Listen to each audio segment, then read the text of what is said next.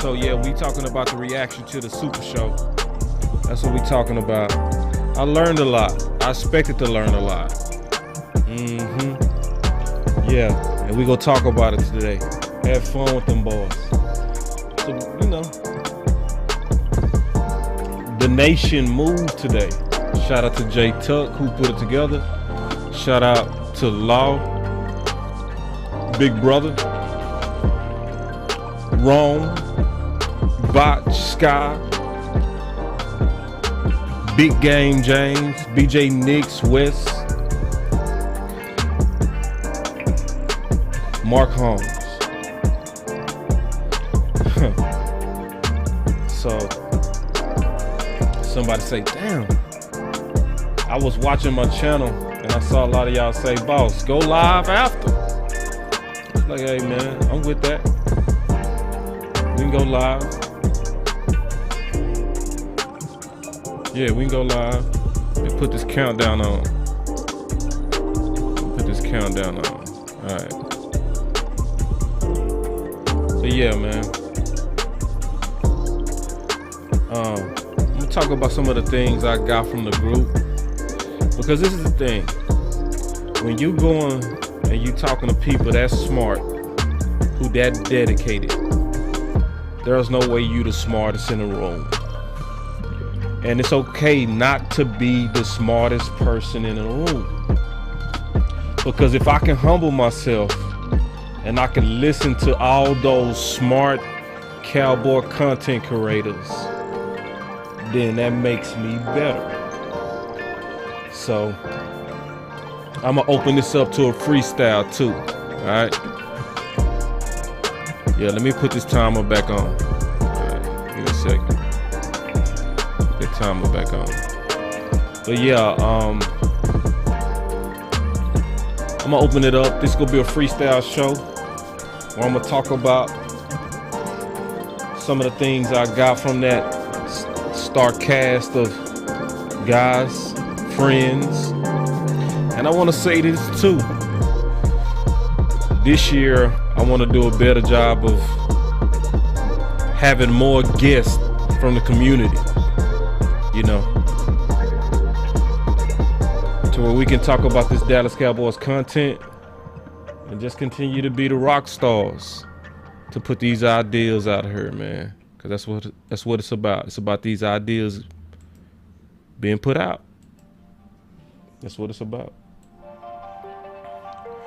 So welcome to Boss Cowboy Sports, where your voice matter.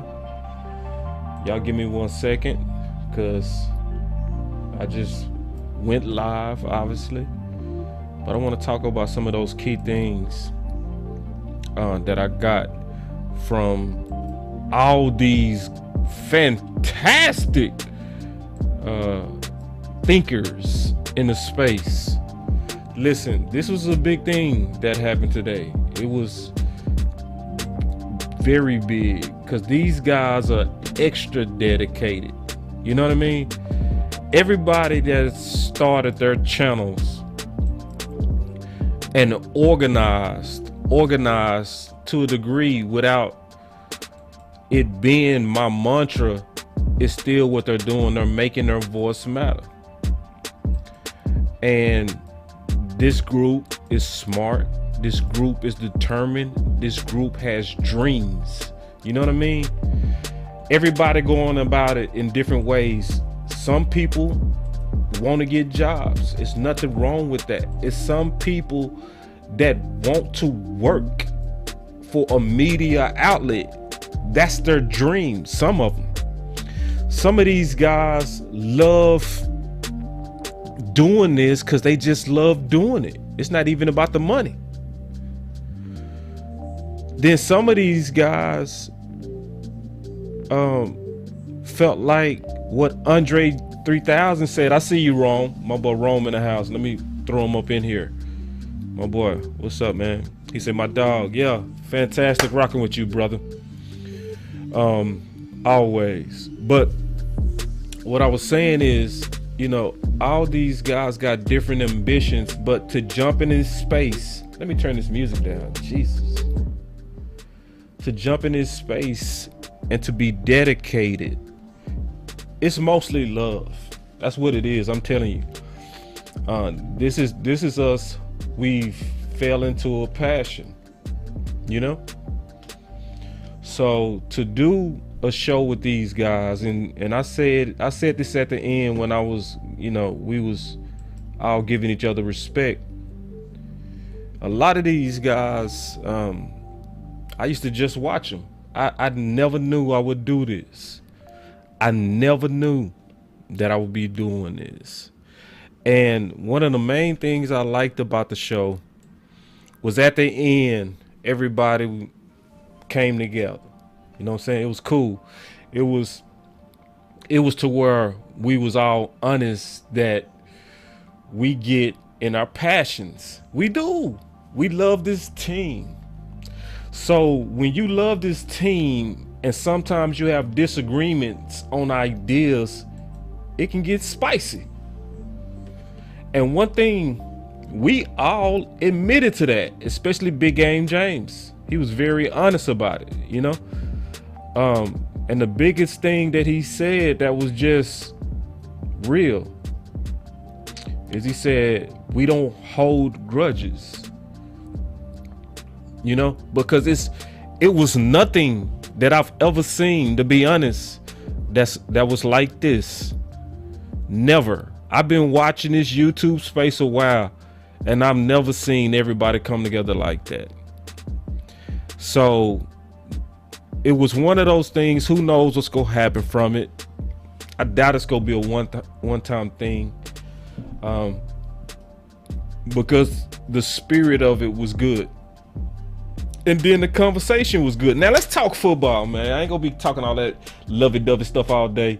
So listen, first I'm gonna open up the phone lines, and then I'm gonna get into what I got from talking to those smart other content creators, because it was good.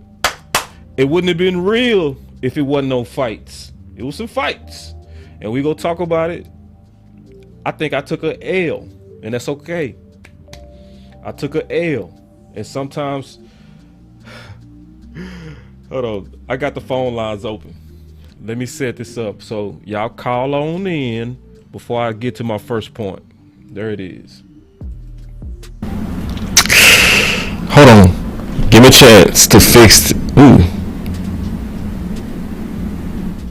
All right, go ahead. Hey, boss, how are you? Hey, what's going on? Who is this? This is Sam. What's up, Sam? What's going on? I just want to say it was a great show. I agree, even though everyone didn't agree. I agree with your point on kicking out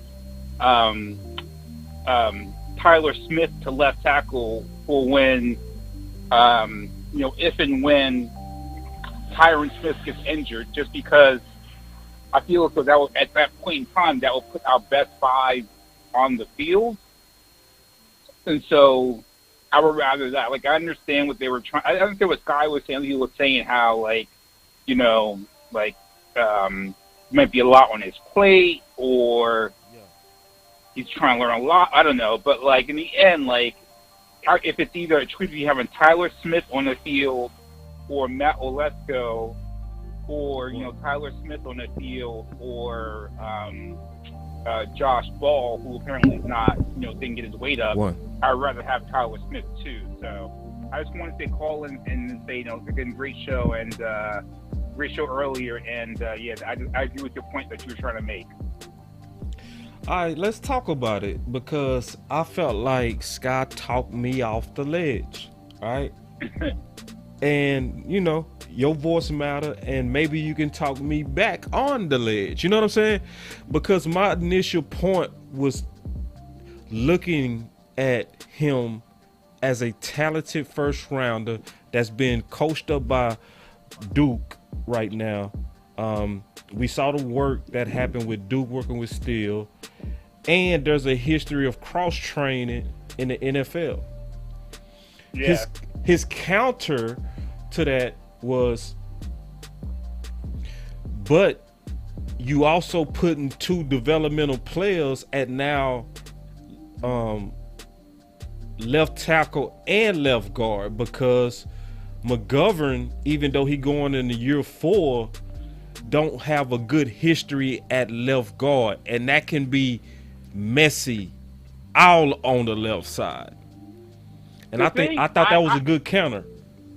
Yeah, it was. So those guys really smart. I like his show. All thing I will say is, I think like last year with Connor at left guard, is that they did that very last minute, and so he really didn't have a chance to like practice. And like they say, it's like very different switching from the right side to the left side. So he actually did that first game at Tampa when Zach Martin was out. He actually did really good because he gave him a pairing as like a backup right guard. But they basically just halfway through the season, literally halfway through the season, like threw him in at left guard and say, "Here you go." And it was just like, you know, he had never played it. And so I think it was a big game James that said, like, his father, Connor McGovern's father said, you know, basically said that, like, his son has played center and right guard, but had never played right guard until they threw him over there in the middle of that season. So I don't think that was really like a fair, you know, pushback, you know, evaluation. Yeah. Huh? Yeah, no. A fair evaluation. Right. Yeah, fair evaluation of Connor at left guard. And then with respect to Tyler Smith, I would have had similar feelings too, but I heard, and you got to take it with a grain of salt because it's a Hall of Famer or like a very good player. Like Nate Newton said, he basically feels as though you could get rid of the hands, like, you know, cure Tyler Smith's hand issues in like 30 days. Like, it wasn't that big a deal. So, right. Like, when I heard that, yeah, he said it on I think either on DallasCowboys.com or on 105.3. But when I heard that, I was like, whoa, okay, like, it's not the hand issue wasn't, you know, that big an issue. So I figured, like, although he's developmental, he's still a talented first round pick. Right. And, like, yeah. I just don't. That's how I was seeing it. I think, yeah, that's how I was seeing it. Now, hopefully y'all not being biased because y'all rock with me on the channel. You know what I mean? No. You know, ideally, but that's what you saying was exactly what I was saying. You know what I mean? And this is and it's because, and that's what I was saying, working with Duke and plus mixing in what the OC said, where the OC talked about that Tyler coach failed him. That's what he said when he was breaking down his tape. And he was talking about how he would need to take a couple of months to train in a muscle memory to having the right technical ability to play the left tackle. And so this is the issue, Sam. And this is what we took away, because I'm pretty sure we can all keep going back and forth on which one is better. What I walked away, this is the issue that I walked away with. I was like, this fight is going to happen. This discussion, we're going to have this one again. But that was the other thing, yeah. It's going to happen. Like, based on T. Smith history, the senior, we're going to see this fight. So that told me I need to spend more time really analyzing the whole tackle potential contingency plan. They already said, Steven already telegraphed it though, because he said on draft day or draft night, he said that they're not going to get a veteran. They're not going to get a veteran swing tackle because they drafted, what are they after? They drafted Walesko. Yeah. And they're going to kick out, like, they view, you know, Tyler Smith as a left side player, not necessarily like a left tackle.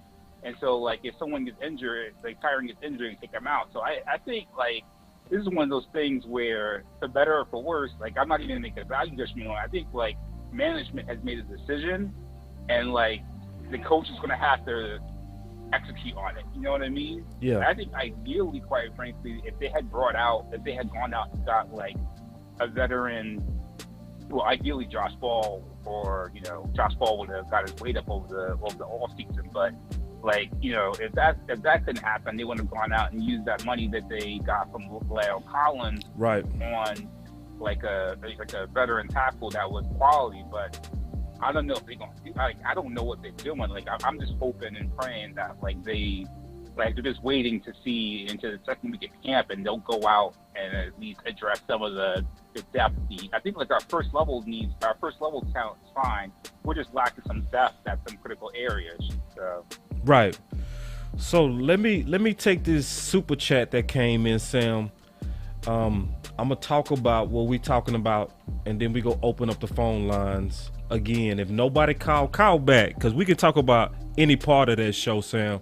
So if anybody's shy when I open up the phone lines, you call back because you talk great football. Okay. All right. Good stuff. All right. Thank you, Sam. All right. So this is why we freestyle, because this is the value of freestyling, where you have smart people like Sam, Amp, Renell, Coach Marv, and we debate these things out, okay? So to come up with the best solution, this is where from the show, I'm gonna say this, and I'm gonna go back into that super chat question where he asked me, can you explain why you felt like you took an L? All right, so I'm gonna go through that, okay? But this is the value of all these people coming together, okay? And one of the things that I took away as a high point of the show, right, was this comment where confrontation is key to solutions. That came from Scott Walker, okay? So but it's also, I would call this an A part, confrontation, right?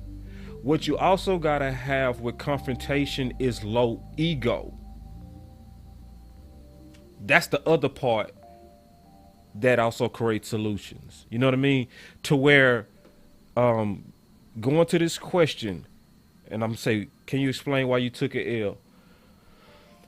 Because actually I didn't, because I'm open to being challenged, and if somebody idea is better, then I adapt to what seems to make most sense. Okay, so that's never actually taking the L, but I should have said, instead of taking the L, that I could see the other side of the debate, and then it becomes which side has more risk. Okay, so let me explain that. So from my plan of cross-training Tyler Smith, not allowing him to just settle fully in all coaching and all reps at left guard, I'm saying cross-train him like I've researched teams do successfully, okay? But then when you do add that the recent history of McGovern at left guard was not ideal, mixing that with the newness of a rookie playing left tackle, it was two people that potentially could be stressing the left side of our offensive line. That was almost compared to the opposing idea, which was, let's stick Tyler Smith at left guard. Let's be real stringent about him at left guard that already fits his route attributes, which gives me confidence at him at left guard. Then that leaves me one problem to solve: the left tackle minus T. Smith. That was logical to me. See what I'm saying? It's logical. So it wasn't about who's right. It wasn't about trying to show up anybody. It was about confrontation being key, where I'm not afraid to defend my idea, but you also got to be not afraid to listen publicly in front of everybody, and sometimes give you other people credit when they kind of gave a better way. So from that, in terms of taking the L, it's all about these Cowboys. It's not about Boss Cowboy. It's not about my ego. It's not about if I'm dumb or not, or look dumb or not. It's not about that. Because everybody that listen to this channel should know I give stuff thought. You know what I mean? So I had nothing to kind of try to save face about. It really escalated the need to make sure the swing tackle is right. When you add in everything, and when we hashed out and we had a confrontation. You know what I mean? We had a confrontation to try to hash out a way to solve a problem that we know is likely coming. You know what I'm saying? So that's what it's about. You know what I mean? And I'm actually okay with being on the side of showing low ego. You know what I mean? And that's what you got to do. If somebody raising a good point, you go with it. You don't fight it. You don't fight it to try to be right. Not if you saying you in this to win. That's just, honestly, that's how I take it. Confrontation is key to solutions. And then I'm gonna add to that, having a low ego if a better solution is being presented. So I'm gonna take this call. Boss Cowboy Sports, let's go. Hey, what's up, boss? It's B Bird, man. What's up, B? Hey, nothing much. I wanted to just piggyback on a little bit about what you said about the about the confrontation of low ego, because I think what you're saying has a lot of merit, but I think also like the Cowboys front office, the Joneses have a big ego. Right. And that's the reason why they try to set up their environment to where it's not any kind of confrontation or anything going against what their plan is.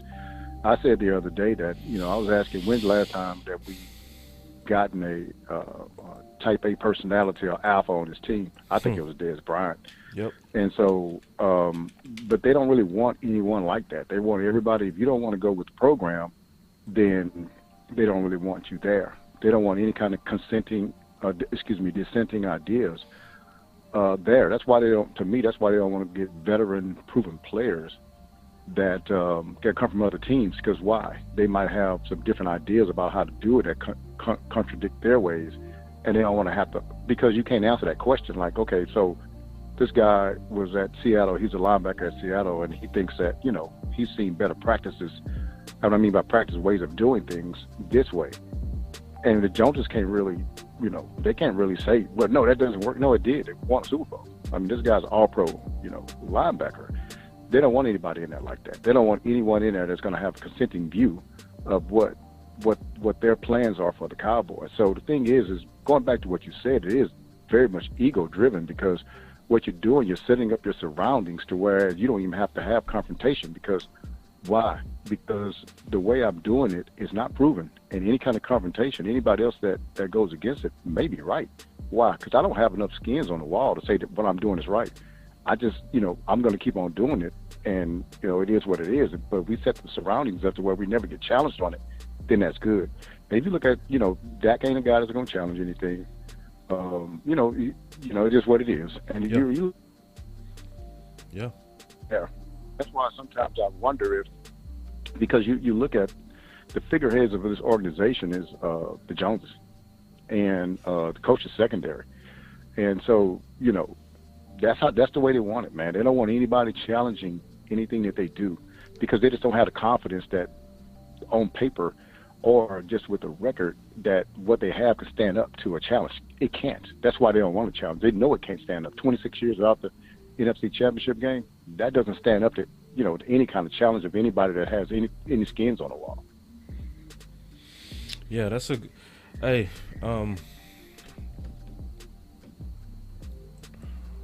see, when you talking about them Joneses, and you're a billionaire, I'm trying to think as if I'm that person, right? And you've done some stuff that the average man could never dream of doing, B-Bird, okay? It's tough for sometimes people like them to truly be hands off because they think that they're always just as smart as you, and their life for the most part says that's true. You know what I'm saying? Yeah. Well, can I say one thing against that? Yeah. Is that you have 30 other owners that understand that I've made money in other aspects of my life, but I own this team, but I don't know how to run this. So what I'll do is get the best people to run it. No different than I'll do at Microsoft, no different than I'll do at Google. Yeah. I'll get people to run this thing under me that know exactly what they're doing. So, Facts. but that's Fight again, that. that's ego, man. Yeah, that's ego. It's still, and that's just what it is. And yeah. we got some of the guys on our. The thing is that what Jerry, what Steven wants to do. Again, I've said this before.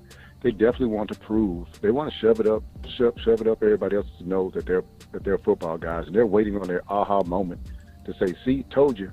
But it's been 26 years, man. And the thing about it is that moment. I don't know when that's going to come, but they live for that. They live to be able to show everybody that, hey, told y'all all along I was a football guy. Yeah, I can't fight that beat. I can't fight that. I cannot fight that. That's. Listen, I'm gonna just add to it now. Yeah. I'm gonna just add to it now. So, same reason why Jimmy Johnson not in the Ring of Honor. Absolutely. It's clear ego, Yeah. And so, but also too, one thing. Let me interject there for a moment, because if he does that, to him, he's saying that everything that they said about Jimmy, him being the reason why we won all these Super Bowls, is true if I put him in the Ring of Honor. See, that's just an ego thing, man. Because what it is still everything that is narcissistic. Everything he does, the Joneses do, is trying to validate themselves as football guys. And if there's anything that comes up that says that they're not, they're trying to get that out of there. Jimmy is a person that he's the bane of their existence, buddy, because Jerry thought that when Switzer came in and won that's gonna be it. No, everybody still gave it to Jimmy because he built the team. So he got 3 Super Bowls that really he's getting no credit for. I mean, the guy's in the Hall of Fame for contributions not on the field, but for revenue generating. So I'm talking about Jerry is. And so what it is he still is searching to be admitted into the football guy club, and he just hasn't got it yet. And if he puts Jimmy in there, he's basically saying, yeah, y'all right. He's in the Ring of Honor, but he doesn't understand that the Hall of Fame has already solidified Jimmy. Yeah. At this point, you making yourself look bad. You know what I'm saying? Yeah, absolutely. Because you look backwards now to have the Hall of Fame recognize your coach before you. And the longer you take, the more you solidify and take out a question that you got a crazy ass ego. Absolutely. So what you're saying, B-Bird, is they need to go watch the show and watch us debate to learn how to swallow your pride. Is that what you said? They need to go watch the well, yeah, because the thing is that I really think I don't like the way that they're formulating this team in the sense of they're getting, I guess I don't want to, they're getting yes men. And I don't really like that because, man, put it this way. I thought about the other day. Think about this. And it was the same guy that came in. But think about this. Michael Irvin on this team today, it'd be hard for him because the Joneses really don't like Michael Irvin type guys. Think about it. He's an alpha. He's talking. He's doing all these other things. He's dedicated to the team and this, that, and other. But he gonna talk it, and his mouth is gonna be out there. Mike was the face of that team in the 90s. Oh no, you might be going too far with that would be. You might be going. No. That boy. No, Mike was the face of the team. No. was the heart I'm of that saying that boy Mike got game. You know what I mean? He charming. Let me tell you how much I like Michael Irvin. Can I tell you how much I like Michael No, Irvin? I know you like him. I'm just thinking some people know how to charm Jared. Well, yeah, he did. But see, the thing about it is, I think because the reason why I say this, and I'll tell you this, Michael Irvin is my favorite athlete of all time. Ooh. And that's before Jordan. What? And the reason why I say that, let me tell you why I say that, is because he was the heart and soul of my team after my team was in despair, brought him back to the Super Bowl, and we won 3 Super Bowl champions out of. So that's my team. Chicago Bulls ain't my team. Michael Jordan's great, but who's near and dear to my heart is Michael Irvin. And so what I'm saying is, to be honest with you, think about this. Dez Bryant was reincarnation of Michael Irvin. Not as good, but I'm saying this. Dez Bryant for the new Cowboys was Michael Irvin, but they just wouldn't allow him to be that. Right? Nah. Because B-Bird, I love you. Dez Bryant is not no Michael Irvin and nothing. I didn't know. Okay, so let me ask you a question. Do you remember the video when they played Philadelphia, and I can't remember the safety's name, but Jenkins. It was showed who was Jenkins. I know you talking about Jenkins. When Dez got in his face before the game, they was out there. They wasn't even in pads. Yeah. And so him and Dez started having words, and they had to pull Dez away, pull him away. Well, thought it was over with. Dez said, "No, I ain't through with you. I'm coming back over there." Went back, got in his face. Then they started pulling Dez away. They had to pull him away because Dez was the alpha in that thing. And Dez went out and killed them that game. Name another dude on our team that would do that. Okay. And see what I'm saying is, Dez was the alpha, Mike was the alpha. No doubt. Dez wanted the ball, Mike wanted the ball. But see, this is the difference. I'm not saying they're the same player. I'm saying not even player. But I'm talking about in their way of handling the Dallas Cowboys politics. So tell me, because I could tell you're a Michael Irvin fan, when did you ever see Michael Irvin get in anybody's face? Michael Irvin did one thing. What are you talking about? He held his own people accountable. He didn't even talk to the competition. Oh, no. Well, he talked to him. He trash talked to him throughout the game. Yeah, but it wasn't like Dez. You know what I mean? It wasn't going to never be that in-your-face stuff. He always was aware of representing himself in the right light to be a Cowboy, in my opinion. I mean, this is something neither one of us going to be right on because this is how we see it. You know what I'm saying? Yeah. But at the same time, I just think Michael Irvin, if he was today, is the one person that they would love. Because how can you not love him? You know what I'm saying? Michael Irvin is one of a kind when it comes down to the ultimate motivator.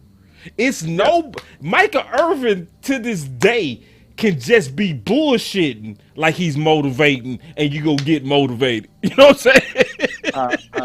I do, and let me tell you, and that's why he's on the screen still up there for the game. So I do agree with you there. But what I'm saying is that, so let me tell you, so Dez Bryant is built like Michael Irvin, but the problem with Dez is that he had a mom and a daddy that Michael Irvin had.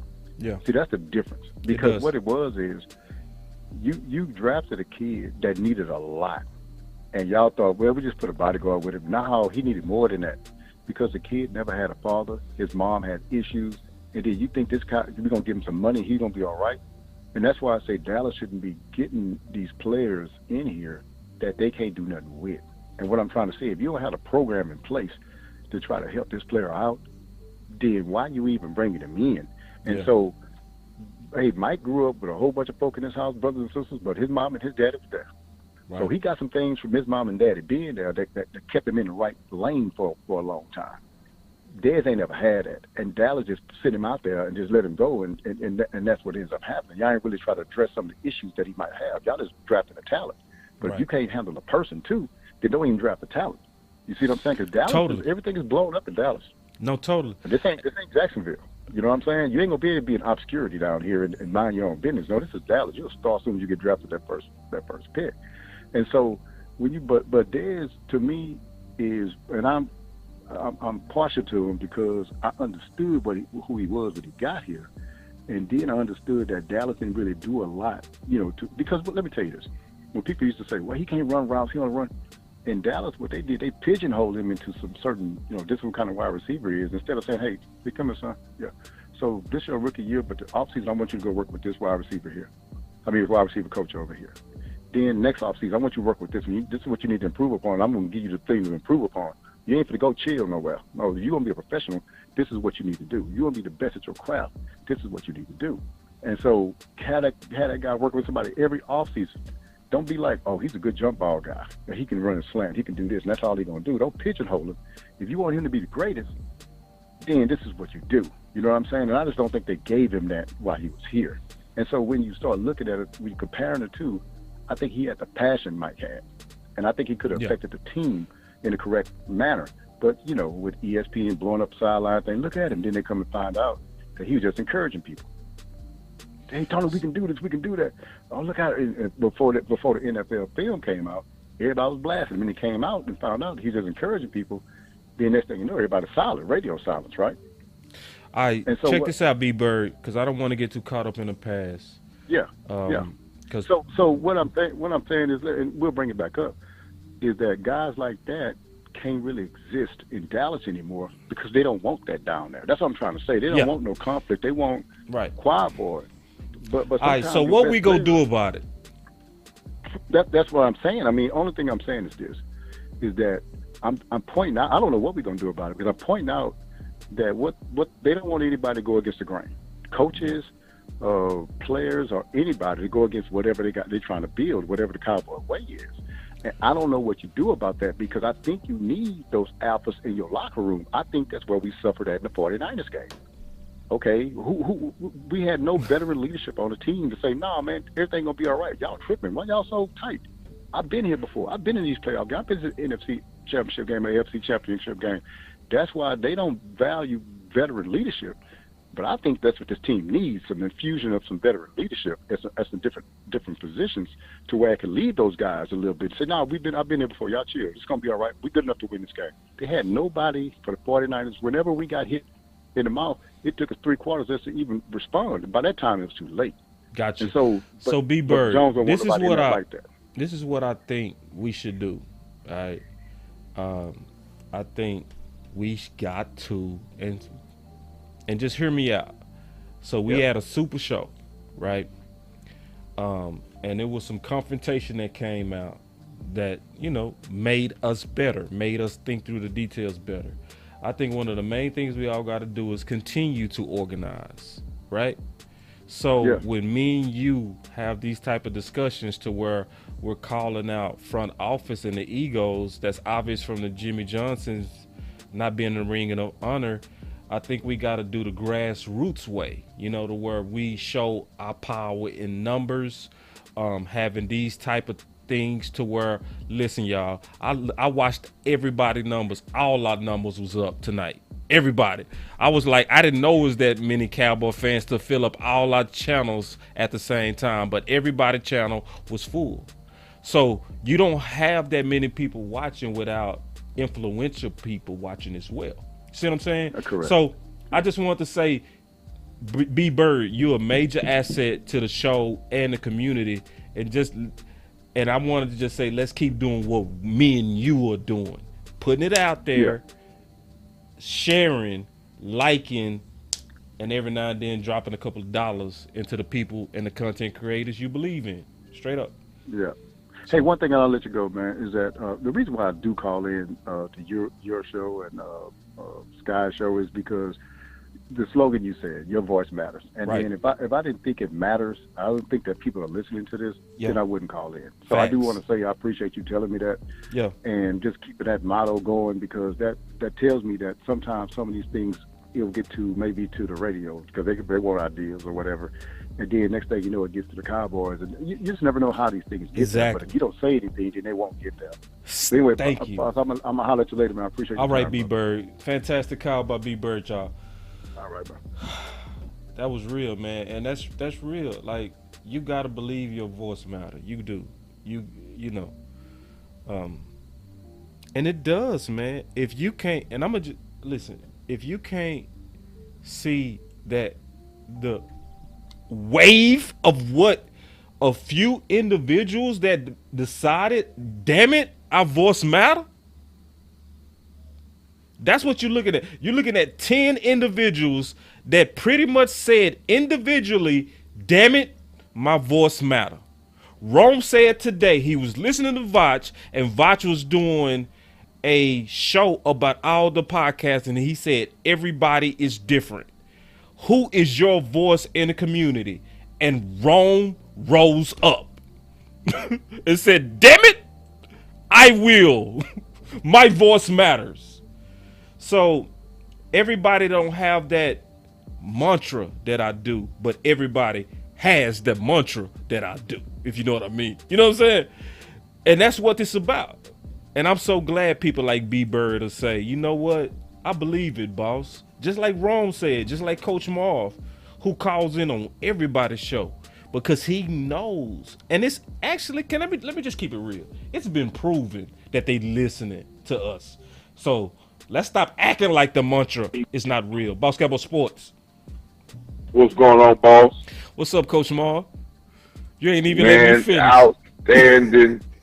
Outstanding show, man. I mean, you know something, man? You know what's really was more important than that show that I think, man? What's that? It is very important, man, that you be in a business or in a thing like all of y'all was in. All of y'all got your different platforms, different things you do, and your different opinions. But it's very important when you can give people their flowers while they still can listen and hear you say what you feel about them and how important and how they're important they were in you doing what you do. That's important, man. I think people should understand that, man. When we got so much controversy going on, we should understand that. And that's why it's important that we celebrate our Cowboys, you know, and not let the naysayers out there shoot all these negative reports, and understand that we got a 12-5 football team last year with all the naysayers. So we're going to celebrate our Cowboys. We're gonna be on their case. But at the end of the day, we Cowboy fans. Right. At the end of the day, win, lose, or draw, we Cowboy fans. Facts. Yeah, I would so say. That's why, I would say, Coach, that was one of the best parts. Is where we all sincerely just talked about how we all have impacted each other. You know, and we did it publicly. You know, it wasn't a. I'm gonna try to say this the most diplomatic way. We wasn't measuring each other at the urinal, if you know what I mean. You know what I'm saying? Right. Yeah, we was. You weren't taking it was you weren't respect. doing the pee contest. No, it wasn't no pee contest. It was, you know, because everybody know if I disagree, I'm gonna say it. I don't give a damn. I just don't. I just hey, you know what I'm saying? Because I'm in this to win. You know what I'm saying? So sometimes you can't be friendly when you're trying to get a good idea out there that you believe in. You know what I'm saying? And that's why, you know, my boss got gifted, man. He know how to take complicated. I always told that about him. I said, you know how to take complicated things and narrow it down to a bumper sticker. And he right. Confrontation is key to solutions. He right. That's right. You got to be willing. That's what you get. You got to be willing. The solution. Yeah. And see, and that's one thing I honestly love about the final word. Not saying we better than anybody else, but I know we've got accustomed to fighting each other. But it's not personal. You know what I mean? We accustomed to like, bro, I don't feel that. And we'll say it right to your face. I don't feel that. But it's not personal. I bet. It's a confrontation where we trying to get down to the solution. Straight up. Go ahead, Coach. Ball.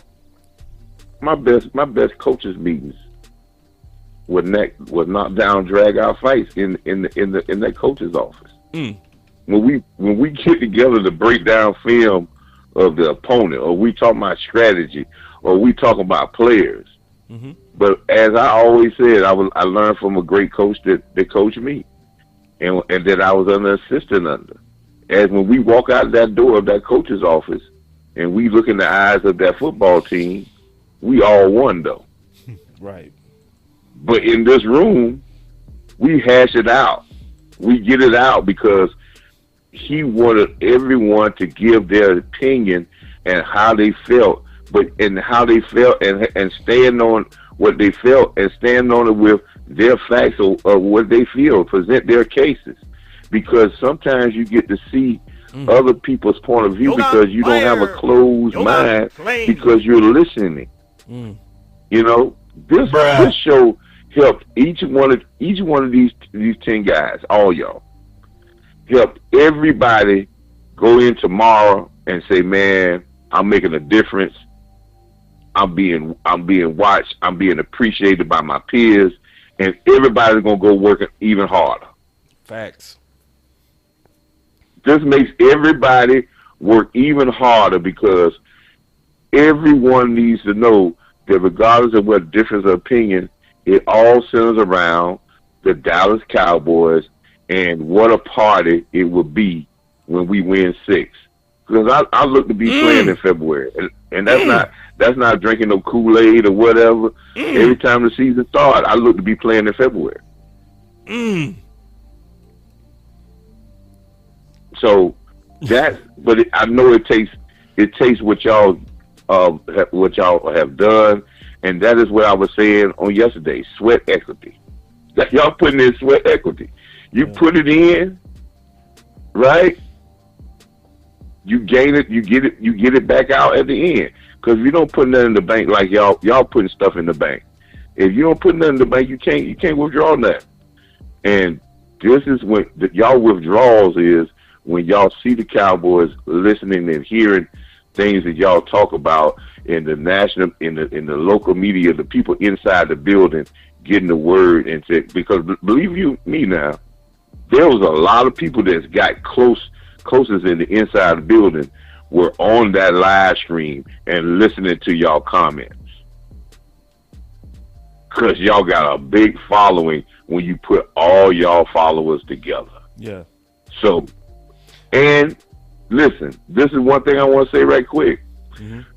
People, the haters was listening too because they're going to try to nitpick everything you say to come back and shoot out hate. But that's good. Yeah. Because if you're not talked about, it's just like I said about the star, man. That's why we the America's team. Because we seen, talked about relentlessly. Yeah, man. That what makes us great. That's what makes us and great. I just appreciate y'all stuff, man. Real quick, enough flowers. Let's talk some football. What did you get football related out the show? Hey, hold on. Before we talk about that, shout out to my Cowboys family. They also one of my favorites. For real. Very dedicated. They go live every day with fantastic content. I don't have no idea how the world they do it. When I said at the end of the show that I'm gonna commit this year to doing a better job of doing more shows, I was thinking of y'all. You know what I'm saying? And I want to do shows with you, DMV, a whole lot of other people that I've not done a show yet with in Boss Cowboy Sports. I'm committed to it because I want to be like Jay Tuck. I want to have the relationships to where I can just call and form a super show because everybody know I'm cool. See, Jay Tuck got it like that. I ain't earned it like that yet. You know what I'm saying? Jay Tuck can call anybody. Yeah. Jay Tuck can be like, hey, man, I'm finna get all you boys. I mean, how the hell you get all us together? Oh, because I'm cool with all y'all. I'm like, damn, I need to up my friendliness game. I ain't shit. But that's how you build relationships, boss. Right. That's how you build relationships, man. Facts. Let's talk football. You got everybody who talk, you got to go out there and talk with them. Yeah.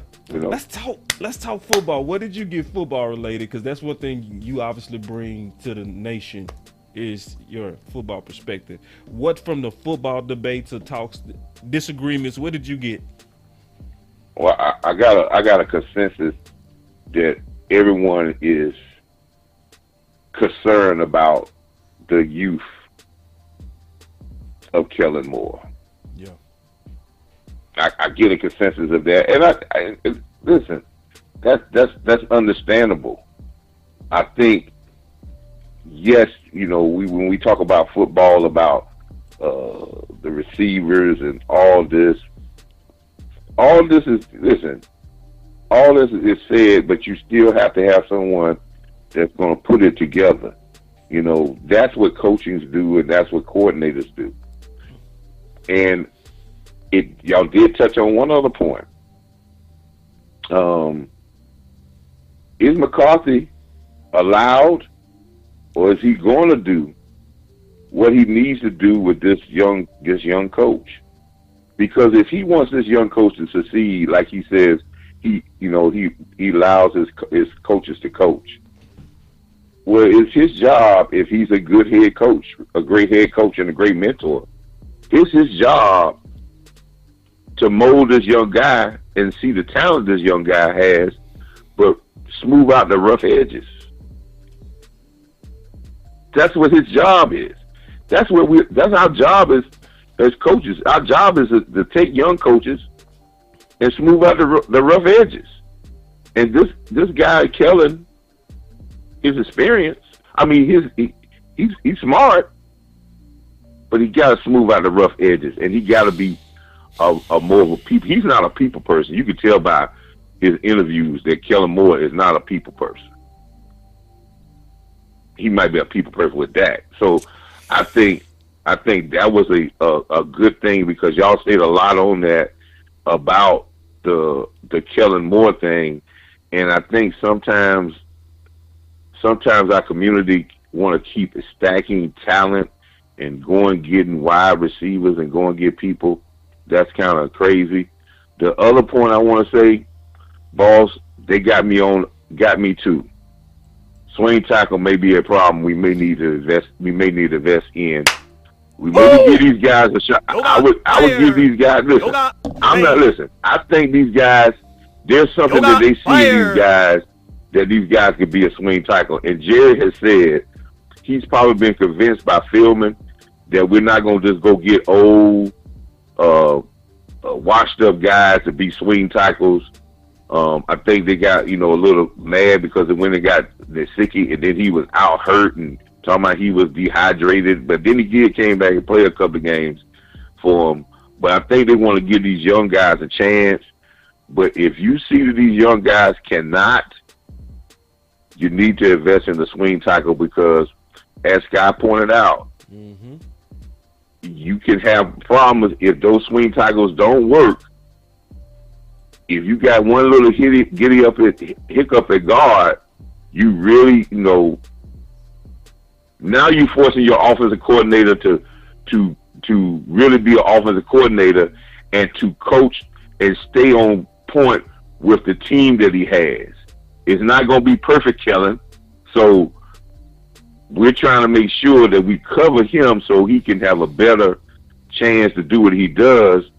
But if we had a more experienced offensive coordinator that really knew how to put things together, you might get chances a little bit. But with Kellen, I need somebody who's a veteran. If these guys don't pan out, that's it. But we don't know to the grass. No, we don't know. We won't know to the grass. But see, let me echo you on that, Coach. All right, because it makes me feel good to know that me and you definitely got something out of this super group. You know what I mean? Where we walked away to where we felt like we got fed from the church. You hear me? So, so one thing that I got from the show as well on, swing tackle, and is listen, Coach, I'm gonna be honest. I felt like I'm starting to trust Will McClay too much. Does that make sense? You know what I mean? Yeah. To where I didn't even second guess the fact that they had Ball and Nasicky. You know what I'm saying? I didn't even second guess. I trusted it. But actually, that's something you definitely should keep a close eye on. The fact that they're rolling out something that ambitious to say, we go take a late round tackle and swing, and we go take a guy named Ball who has no starting reps, and we think they go work out. I just being honest, can Boss talk about where he could be slipping? Can I just say it? Where Boss is slipping? One of the most famous lines on the Godfather is he said, "You was slipping, Dunn." That's right. He said you was slipping when they shot him down. So it's. But the Cowboys not slipping. Now let's think about the Cowboys. I'm gonna give them. You know, I like to give them a little credit here. Yoga fire. Talk. Yoga They got 23 million. Yes, they could have, used up that 23 million quick, but they're probably in a holding pattern to say, okay, we still need to know if these swing tackles going to be okay when the grass come around, because a tackle, if we're trying to get a quality swing tackle, it may cost us some dollars. Hey, Coach, don't get mad. Don't get mad. But I'm finna say something. I want y'all to all get ready. We got rid of Lyle too fast.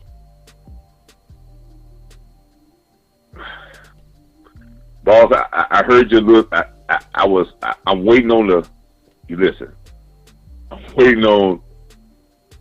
Well, you had to get rid of Lyle. It wasn't going to work with Lyle because, one, you already knew the steal was going to start, and Lyle was not going to be no swing tackle.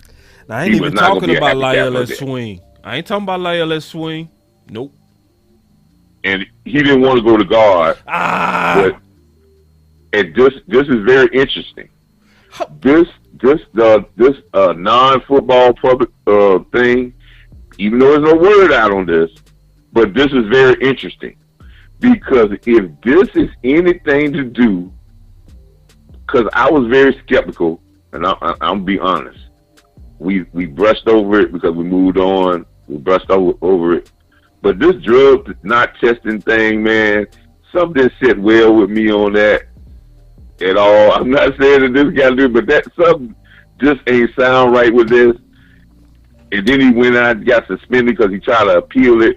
And when the NFL give you 5 games, man, that's they teetering on. It was something more to this story than what that I could see, because they don't usually dish out 5-game suspensions. So now you're not on the thing, and now it's quiet about nobody said nothing yet. So this is very interesting about what this is, because the Cowboys might have seen a problem before it happened. Yeah. You talking me off the ledge, Coach. You talking me off the ledge. Thank you, Coach. Yeah, that might, and this is where when you see guys that really can play, and all of a sudden people fall off of them. And I'm not saying that it was in all cases. I mean, I'm not saying with the Amari Cooper thing. But there's something that just ain't click going in there that I definitely agree. Just don't seem right to me. Nah, I definitely agree. They was tired of Lyle. We can move on. Right. So but we can move on now. But they have to now. This is on now. Philman had to give you now. This is something else that they touched on. You touched on in the show. When they mentioned Matt Farniar's name, just means that they was impressed by Matt Farniar in his play in practice, as well as the little time he showed in the game. Because Matt Farniar played every position at Nebraska. He played a year just by guard, center, and tackle, right? So they may be okay with Matt Farniar not only playing center, but playing guard. So we can't just discredit guys because guys didn't get no playing time last year. Where was he going to play? I mean, he was stacked behind a whole lot of people that had more experience. So the grass would tell at that guard position, the key is Matt Farniar being able to solidify the guard position. Now that might free Tyler Smith, which I think Tyler should stay at guard. But if they want to do trying to make Tyler give him some reps at tackle. The real key is Matt Farniok. Cause if Matt Farniok shows he can play guard, that covers the problem, because you can put, if something happens to your guards, you still got a backup guard, right? So we just can't say into the grass. But I think Philman has given a word to the Cowboys organization that he thinks he can get Ball to be a swing tackle or a Matt Lesko, and then if it doesn't start panning out when he sees these pads come on and we get into some scrimmages and then people start letting people go, because Cowboys got some assets that they need to trade for a swing tackle. I mean, but it might cost them a little bit. But that's fine. You can't play with I think they're holding his money because if they lose let's say, because injuries can happen in training camp. Let's say they had a big injury to one of their tackles in training camp. Well, you know, you got some tackles out there that people trying to unload because they know they franchise tag, but it's gonna cost you some money. Real quick, Coach. And you got money. Real quick, this dude Renell Amp crazy. He say, and fat boy out of shape again. How available would he have been really? Hey, listen, that's right, man. Hold on, Coach. How would you feel if he was on our list? Hold on, Coach. I gotta say this. I might need to take a break today because I'm taking all kind of L's. I need to take a break. I'm not on my game today, man. I'm getting whooped by everybody. Chat, Coach Maul, Skywalker got him a lick in on me. God damn, when I'm gonna win today? Shit. But, my eyes too. I took an L too today, boss, because I've been talking about Anthony Barr, which I'm still talking about Anthony Barr. All right. Right? I'm still talking about the linebacker position. But yes. But even in this situation, right? Mm-hmm. At least we got two starters at tackle. Right. Yeah. We ain't got no middle linebacker starter. Boy, that chat. But that did open my eyes on that, boss, and one thing I want to say right quick. We were talking about receiver core, and we're talking about these young receivers.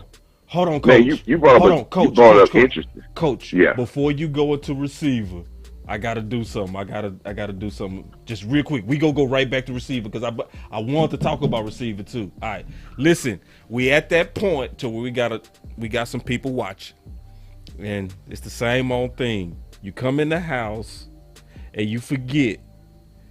You have no damn manners. Y'all come all in the house from watching Boss Cowboy Sports, and you forget to do the little thing. Hit the like, dog.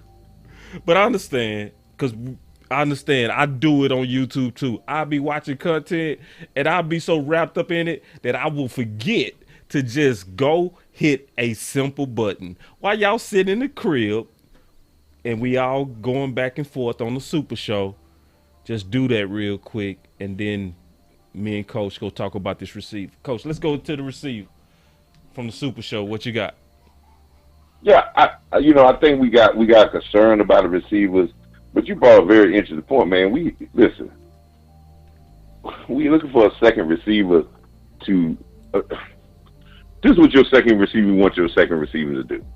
You want your second receiver to be dependable and occasionally make some big plays here and there. So we're not asking him to get 11, 12 catches. If he get 4 or 5 real key catches and put him on some patterns where that he can get maybe one-on-one coverage and he can use some athletic ability to win a route, that's fine. Because you got your main receivers. You got your main receiver. But if you utilize Tony Pollard the way you're supposed to use him, we won't even miss a beat. I'm telling you, that will give defenses nightmares. It will. I'm telling you, this kid is a nightmare to guard outside the backfield, and you're not going to guard him with a linebacker. It ain't gonna take but one game that you give him about 5 catches and he bump his head on the goalpost 2 or 3 times, and he will not get linebacker coverage no more. You're gonna have to devote that safety to creep up in there to be either the crowd Tony Pollard or get close to Tony Pollard, because linebackers are not gonna be able to handle him. Right. So that's a key. So I think the receiver part, I'm not worried about the receiving part as much as a lot of people want, and with these other guys that's out there. And I don't think the Cowboys are really worried about the receiver part. I'm just worried about we get back to Kellen. Is he going to use a skill set? Because he got some very freaking skill sets at receiver. T.J. Basham, if he can catch the football, can be a problem. You ain't got to use him in everything, but he'll make. Boss, you play cornerback. If this guy got some type of ability, it's hard to defend 6'6". Hey, it's no answer for that. It's no answer. Just being real. If Dak throw a good high point ball, you can't stop that. I'm gonna put it like this. That's like you trying to stop LeBron James from dunking on you. I don't care how much heart you got. If LeBron James wants to dunk on you, you're getting dunked on, Mr. 5'11". It's no answer for 6'6". And you got to understand. And I think again, I go back to what I'm saying. When guys, everybody doesn't come in the NFL that they come in and we look at them from college and we say, oh man, they're gonna play. Yes, it's good when we're looking at the off season and looking at guys and saying guys were undrafted or they were free agent pickups. You know, Balls, me and you talked about this. I sent you an article. You know, 30% of the NFL is made up of undrafted free agents. Oh, wait, Coach. Don't say that again, because I was gonna do a video on that tomorrow. All right. Don't say it no more. Don't spoil it. Matter of fact, just cut your point off. So T.J. Basham gonna be a good guy. I think we heard some word, and you know, some people try to kill it because we so enamored with Simi Fehoko, man. But Simi Fehoko, man, when you get drafted down there, the 6th or 7th round, you ain't no better than an undrafted free agent. So I mean, okay. I mean, yes, he has some good numbers, but you can't be 6'6". And if both of them are comparable and both of them do the same thing, who do you take? I take the 6'6" guy. You got listen. You got to take sides. If both of them listen, if it's dead even, I take the 6'6" guy because he got something that Simple Fogo can't find. If everything is dead even, because like you said, he can high point the ball. His size is going to make plays just because his size. Oh, see, Coach, I ain't ready to just sign off on that yet. You know what I'm saying? I'm gonna tell you why. Let's go back and forth on that. All right, talking about Simi, because obviously they talked about him playing H-back, and I've been thinking about that in Kellen Moore's offense.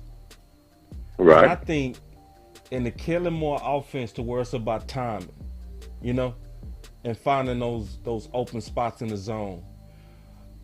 I'm thinking any creative way to get an athletic 12 might actually be a better value than a potential TJ. Now, I want to see them do it. I want to see the concept in preseason. I want to see it. But that's the only counter I would go back to what you just said. You know what I mean? It's the H-back. I can see that. I can see you sending Hoko in the H-back, because you got him in motion. You know he's gonna be in the H-back position, with almost like in a wing back position, and then he can get out in the patterns and his speed and get it in the pass route game. But damn, boss, dude's Tony Pollard in that position. Right. That's all you gotta do. I'm telling you, that's all you gotta do. If you use Tony Pollard, that's like him coming out the backfield. Boss, defense, you know this. Defense would have nightmares when he lined up at that H-back position on that side with CD Lamb to the outside of him, tell me what the defense, tell me the communication in the secondary that's going to be when you see those two guys on the same side of the field. Well, I wouldn't be. See, we gonna get into the. We ain't gonna get into the weeds of X's and O's, coach. That's boring. We ain't gonna do that. Not without film. Hold on. Yeah, but that's a way, and I can understand keeping Hoke on the field, but that's a way that you can get your better athletes, all of them on the field at the same time. But yes, Simi may have gotten to the point where he could do some blocking, and get some blocking. But listen, man, both of them can make the team. Noah Brown need to be on red alert. I mean, come on, man. Man, listen. I ain't seen no big special team plays he made. Right. So I know he's Zeke guy. He's the Ohio State type of guy, and I know he'll play for peanuts. I know he'll sign here. If you give him a $1.5 million deal, he don't haggle. His agent don't say anything. He just sign the paper. You can sign him for a bare knuckle minimum. He's like, I'm happy to be in the NFL and be in the Dallas. I ain't got to move around. I got my own place, know the lay of the land. I'll play here for peanuts for 10 years. I ain't looking to go nowhere. I know you can get him cheap, but if these guys are comparable and they can give you a different skill set, yes, you need to upgrade, because you're only upgrading the third and fourth, fifth wide receiver. Those positions always need to be on red alert.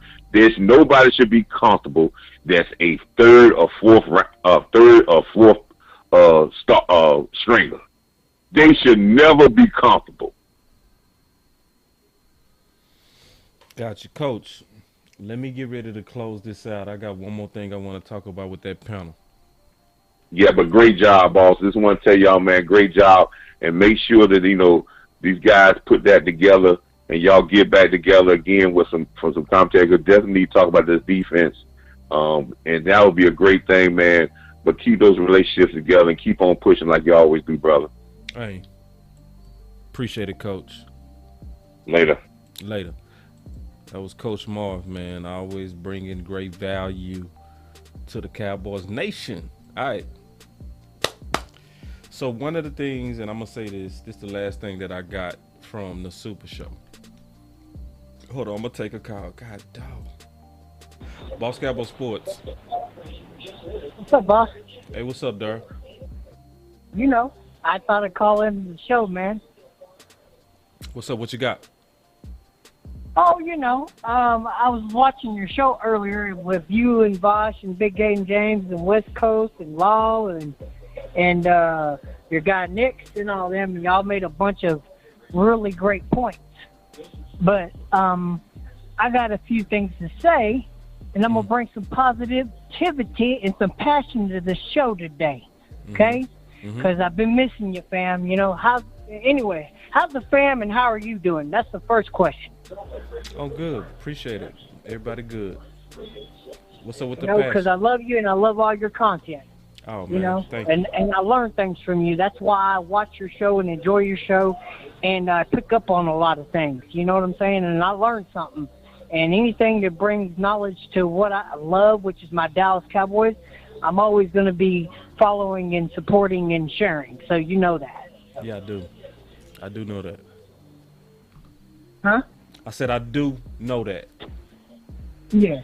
But anyway, I want to say that Jalen Tolbert, we have to see, like everybody else is saying. But in my opinion, from the film that I've seen you show, plus what I've watched a little bit and whatnot, I think if CeeDee Lamb can do the number one receiver well, which I think he can, and I think he's going to have really good numbers this year, but I think him along with Tolbert with Lamb, I think Tolbert's at least going to have 9 touchdowns this year, maybe 1,250 yards. And I will say that Dallas's record is probably going to be, if everybody can remain healthy, because we've got to be realistic, and everybody's got to play well, and Dak has got to do well, and we know that. So, come on. But anyways, we're going to have a 15-2 record, I think, in my opinion. But that's depending on everybody else doing their job and coming together as a team and playing well. So, that's just my opinion. And I know we have to look at it realistically, and we have to say, well, everything has to fall right. And I know that. That's being realistic and seeing things as they are, But I also think Michael Parsons is going to have a big hand in that, along with the rest of the defense. Yeah. What do you think? That definitely can happen. I think for that to happen, we got to start hot. You know what I mean? Because that's where the toughest part of our schedule is. Yeah, sure. That's where the toughest part of our schedule is. You too, buddy. But, it's just, I think this team is going to have a great year. And I think with how Will McClay drafts, that things are going to go well, because he knows the layout of what the coaches want and what Steven wants and Jerry wants. But we know that the coaches have to coach, and we all have to do our job. We have to support the team as Cowboys Nation, and the coaches have to do their job in spite of everything else, and everything's got to go right for us to have a great year. So, but I think this year's going to be special, regardless of what any Cowboys Nation or the so-called Cowboys fan says, or what Eagles fans say, or what a player says. To me, that don't matter. It matters what Dallas Cowboys and Dak Prescott, how he leads the team and how he communicates with the team and everything else, for everything to go the way it should. And I really believe it, that we're going to have a great year. Yeah, I mean. What do you think, Bob? Yeah, I think we're going to have a good year. I'm pretty certain on that. I almost don't even care about that. Do you think Sam or what's his name Sam is gonna have any role in the team, maybe, or do you think he's gonna be just like rotational?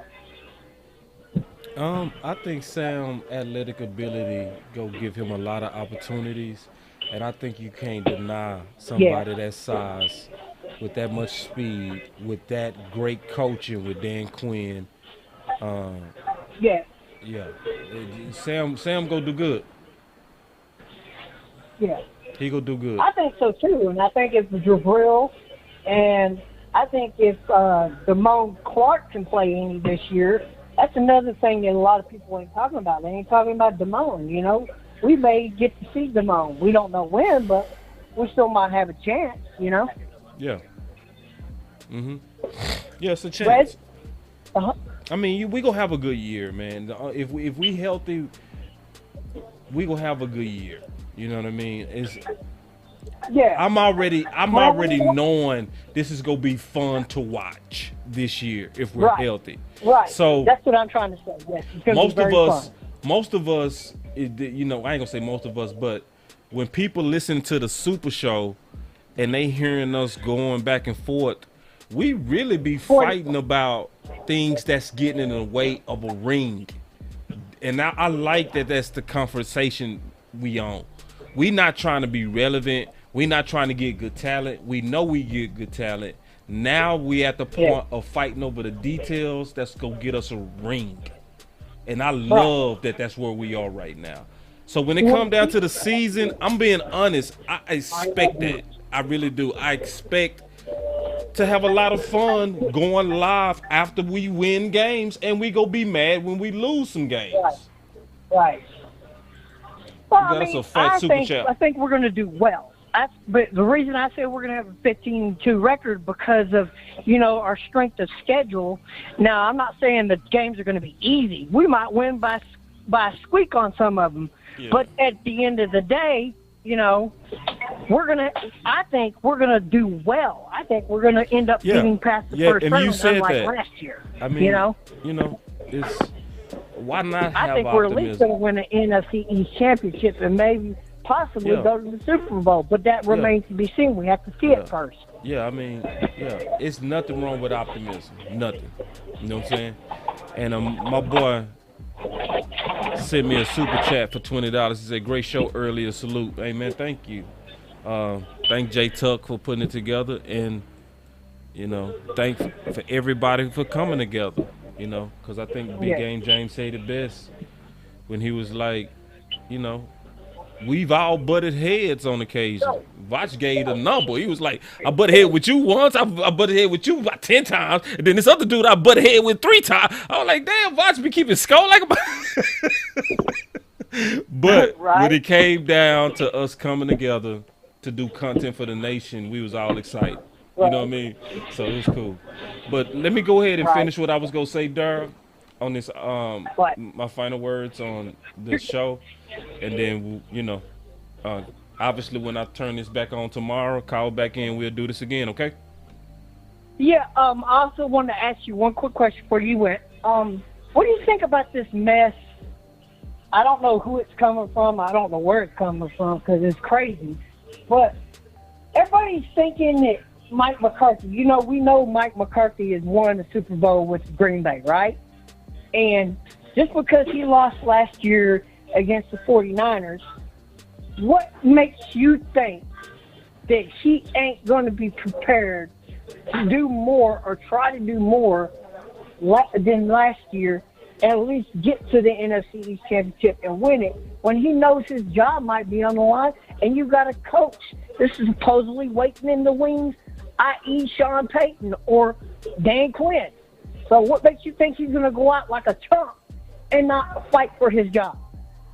You asking me? Are you asking me, Durr? Yeah, I'm asking you that. I mean, because to me, that's crazy. People who say that and speak nonsense like that, which you may be true, but you don't know that until you actually see it. Okay. So, Durr, do you want me to answer that question? Yeah, I mean, because I want to know your opinion. I value it. Okay, so I'll say, whoever says that, that he will go out like a chump, I don't know why he would go out like a chump. I think Mike McCarthy. I don't think so. I think Mike McCarthy is in a hard situation, but at the same time, I feel like he's been a head coach for a long time. So I feel like he's gonna navigate the political waters and the toxicity that's in Dallas, and he go do his best. Right. He love the game, and we go just watch it all play out. He don't got an easy hand though. His hand is hard. Right.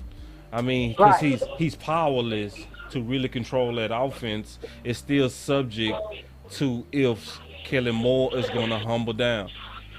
But I mean, but he's gonna try to navigate those shark-infested waters, and I think he got the experience to do a pretty good job at it. It just, it's just gonna be hard. Right. I agree with you. I agree with you a lot. And I just hate to see that happen to somebody who's really wants this team to do well, because you can really see it on by the things he does and says, and the way he addresses the team and the media and everything, even with all the craziness. You know what I mean? Yeah, Durr. But anyway, I love you, and I'll call in tomorrow. I don't mean to take up all your time. I love you, fam. Cool. All right, Durr. Appreciate it. Take care, buddy. Okay, now that was Durr. Yeah. So the thing that I wanted to talk about from the show was that the last takeaway that I really appreciated from the show was it was a lot of conviction from a majority of the show and confidence in Dak Prescott. Usually Dak Prescott is divisive. He's very divisive in terms of people's belief in his ability. But the show was overwhelmingly confident and Dak being to navigate the waters that's getting ready to happen. And I really mean what I said in the show, and I sense this from all the guys, man, is, this is going to be a good year for Dak. I really do feel that, and I am spoiled. I'm spoiled. Dak has spoiled me. It's too many times how he came out versus Tampa with no off season, no OTAs, no training camp because of the lat and the shoulder, and still come out and throw the way that he did. But this time, this year, Dak has a full off season. Dak had a OTAs. Dak is slimmer than he ever been. Dak been working in that backyard, and he getting ready to have a training camp. So it's just, we gonna have a good time this year, regardless. We gonna have some ups and downs. I'm not predicting we gonna be undefeated. It's possible, but unlikely. Because I love y'all, I'm gonna take one more call. Boss Cowboy Sports. Yo, what's going on, Boss Cowboy? This is Tyreek. What's up, Tyreek? Man, what's up? Chilling on Cooler, it, man. Hey, man, all I want to say is, man, phenomenal show by all you guys. I love all you guys.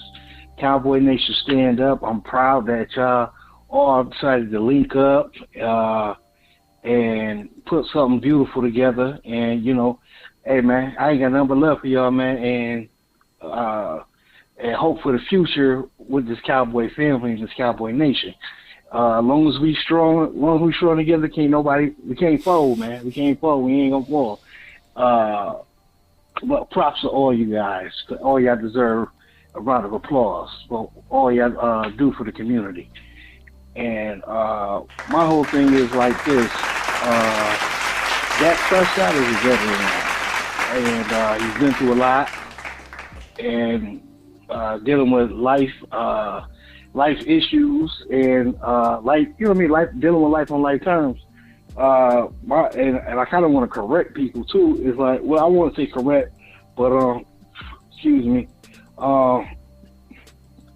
We also got to say that what we also got to put into this. Dak went through a lot last year. He was coming back off a major injury. Yeah. He didn't have a lot of time to get ready. He was dealing with his brother, rest in peace, and he was also dealing with his grandmother that passed away last year. A lot of people forget about that part. Yeah. You know what I'm saying? And that's his mom's mom. So the connection with that. So it was a lot for him to deal with, and he was also he had his own little nicks and knack injuries throughout the season. My whole thing is with Dak Prescott, I believe in him. It took a lot for him to come in his rookie season and take a veteran's job and keep it. They played better than a lot of rookies I've seen play at his age. You know what I mean? When he first came in the league. So my whole thing is like this, like you're saying, Dak has a full off season. This is his team. This is his team last couple years. You know what I mean? And we all got to be behind him. My only thing is, I'm not so much worried about Dak Prescott. Yeah, I'm worried about the Kellen Moores, yep, the Stephen Jones. Yep. Those are dudes I'm worried about, and the type of influence they're going to have on this team and what's going to happen in the long run. Because my whole thing is like this: I need Stephen Jones to quit being so damn cheap and quit trying to just build a bear around here. This ain't no build a bear workshop. You know what I'm saying? If you're gonna put a team together, put a Super Bowl team together, and let's rock out. We'll deal with all the draft picks and all the other stuff the next season. You know what I mean? And everybody's philosophy does not have to be the same like the Rams. You know what I mean? That's what they do. That's what they like. Let them do that. But we gotta find our own pattern to the Super Bowl, our own way, our own road to the Super Bowl. You know what I'm saying? And my whole thing is, if we can add more talent to this team to make this roster better, that's what we need to do. But at the same time, too, I'm going to be patient and see what they got, what they brewing up in the kitchen. You know what I'm saying? Before I make my full judgment about them, because we do have veterans on this team, and we do have good second-year players that's about to make some noise. And I do believe that CD Lamb is ready to show out. You know what I mean? Right, he's ready to show out this year, and it's a lot. How can I say this? It's a lot of unknowns to this team, because it's basically a new team. You know what I mean? With some some older parts with veterans on it. I get that, but I'm not gonna count us out before, you know what I'm saying, the first coin toss. I'm not about to count us out. My whole thing is like this: if we stay healthy, let Dak do his thing. Hopefully, Kellen Moore went back and dissected. Kellen Moore and Mike McCarthy went back and dissected that playoff game and all the games they had last year, and what was right, what was good, and what was bad, and make some adjustments and learn how to make adjustments, and learn how to, learn from his mistakes from last year. I think we could be a better team. You know what I mean? And just put key players in key positions. Let's not be afraid to spend money. And we like the second team that has cap space right now in the NFL. Yeah, we got the Hello? money. We can get players. Yeah, we can get players, no doubt. So my whole thing is like this, because I watched a little bit of the show tonight with you guys, and my thing was, I see that y'all jumped on Kellen Moore case quick early in the game, and early in the conversation, and I thought we took too long. I love, and somebody has to say something to this dude. Right. You know what I mean? Facts. And like I said last night, I am so happy that Mike McCarthy did not say nothing last year and let Stephen Jones and Kellen Moore sink last year, because I really don't believe that Mike McCarthy is not going to say anything this year to this dude. I really don't believe that. I really believe Mike McCarthy is going to say something especially with his job on the line. And the reason I think this is because one simple move that he did at the draft. When they was about to pick, and he was like, Jerry, remember last year, right? He was nudging him like, remember last year, San Francisco game, they ran down throats. We need a big boy in the middle. Come on now. He did something. That shows me that he's not scared to voice his opinion. You know what I mean? Like a lot of people think he is. They think that he's scared. I don't believe that man's scared. I believe that he let them do it their way, and I believe this year there's going to be something that pisses him off to where he's going to get on Kellen Moore. You know what I'm saying? I really believe it's going to happen on that sideline. I'd rather have it behind closed doors, but somebody has to show some emotion when it comes to Kellen Moore, whether that's Mike McCarthy on the field or Dak Prescott. Because I've never seen any one of these dudes kind of yell at this dude or like just get pissed off and throw their Gatorade somewhere, or throw the clipboard down and walk the other way from him. You know what I'm saying? We just need all the people that's leading this team to lead this team the right way. We tired of the same type of losses. We tired of it. It's heartbreaking, man.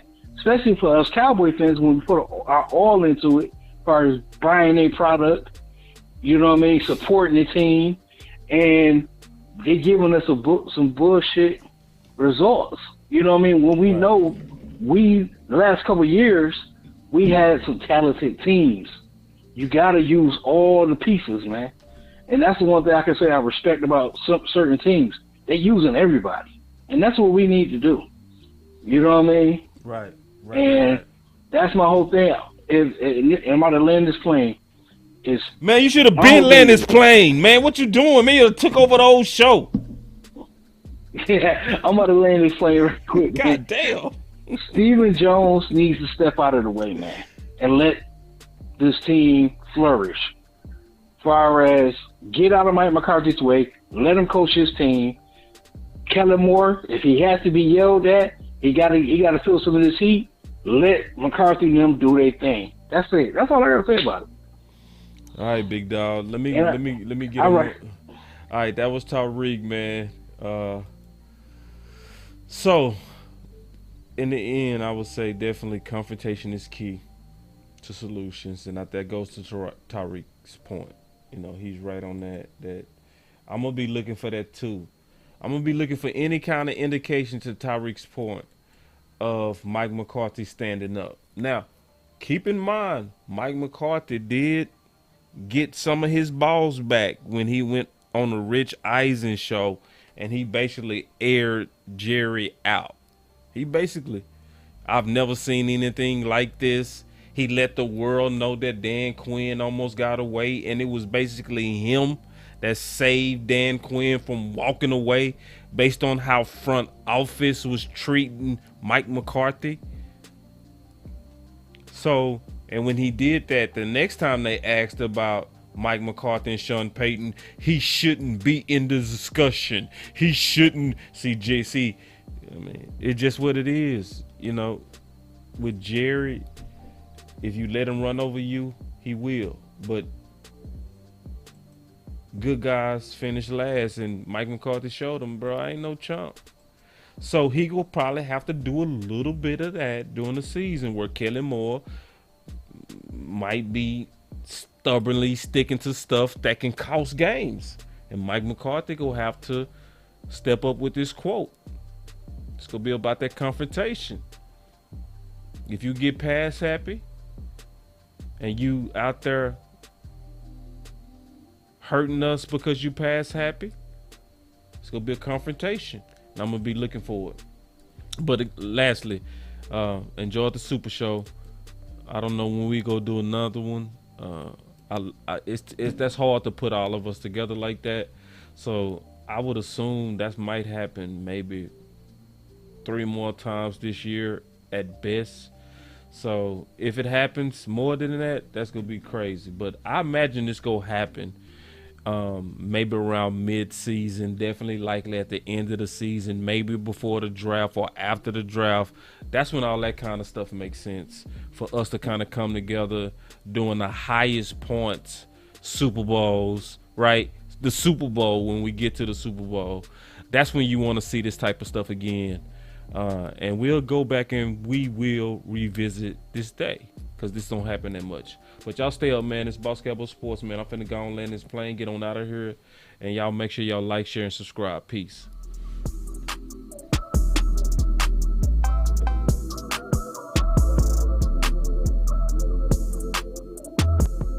Boss Cowboy Sports, where your voice matters.